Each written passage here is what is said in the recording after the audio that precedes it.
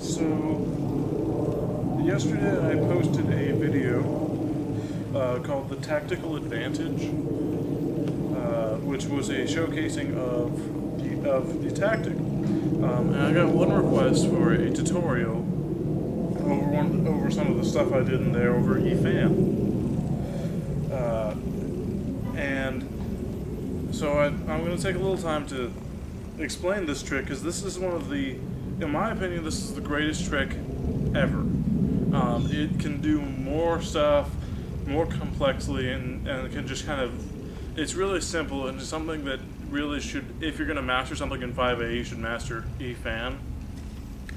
When looking at this trick, the initial principle is to have this spinning while you do whatever you're doing with the yo-yo.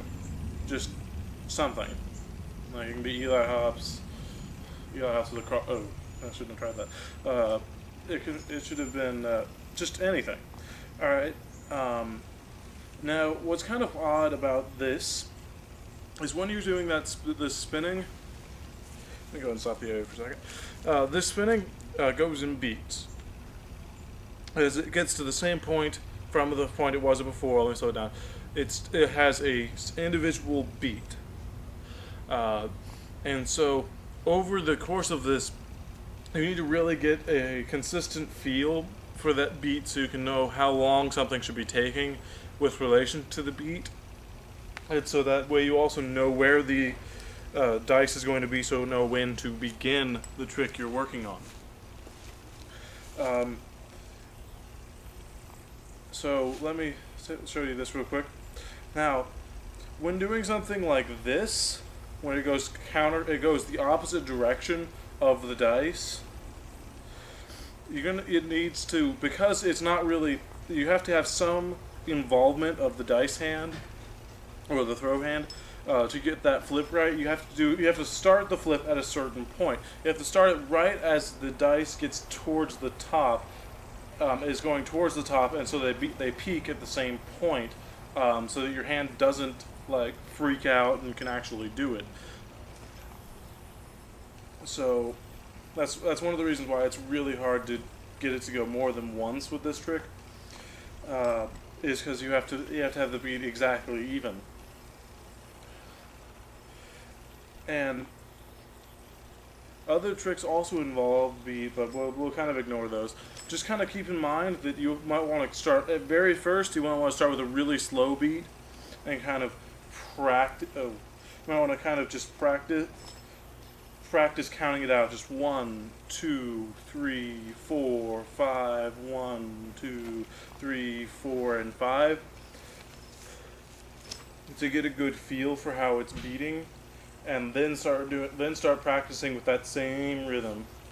Just kind of the 1, 2, 3, 4, 5 beat. Now I wasn't actually counting out the beat of that there, but it'll help a lot of players. It helps one of my students learn this trick, so kind of work around with that. Another thing that needs to be known about the eFan is that there are two throw hand grips for the dice. The first one, I like to call a tangler grip. You just pinch the string like this, and it spins it very close to the yo-yo. So let's stop for a second. Let's get a close-up on this. As you can see, you just pinch the string, and it rotates very, very closely and very tightly. And if you want to do this, you can really easily just roll into a tangler. Really easily. Out of that. And so a lot of people, as far as this goes, it's really, really good for just kind of a nice rhythm into getting into some other tricks. You can get into a tangler and then pick something else up and so on. It's kind of a nice grip, but it's not what I recommend you should start with. As far as the trick goes, there's another grip that I call the fist grip, wherein you just grab it and you hold. It's just kind of like how you hold the dice when you throw it. You just hold it there, let some extra string slack, and move that around. And what this does is it will move the dice away from the plane in which you're doing your yo-yo tricks on. So as you can see, it's now a good 4 or 5 inches away, and I have a lot more room for error. I can much more comfortably do my tricks without having to worry so much about the dice. It requires a lot less focus and a lot less attention to the dice. So if you're going to do something like a suicide, a suicide, with the E-fan, you're going to definitely want the additional distance away, or even something easier, a little bit easier, the gyroscopic flop. You're going to want it a little further away because you're going to run out of room pretty easily when it comes to doing this. So those are the very basics of what you need to know about an E-fan before you begin doing it. As far as some good trick starting ideas of what you can do with the dice that are just good practice at first, this is probably, once you can do this, you can do pretty much any E-fan trick.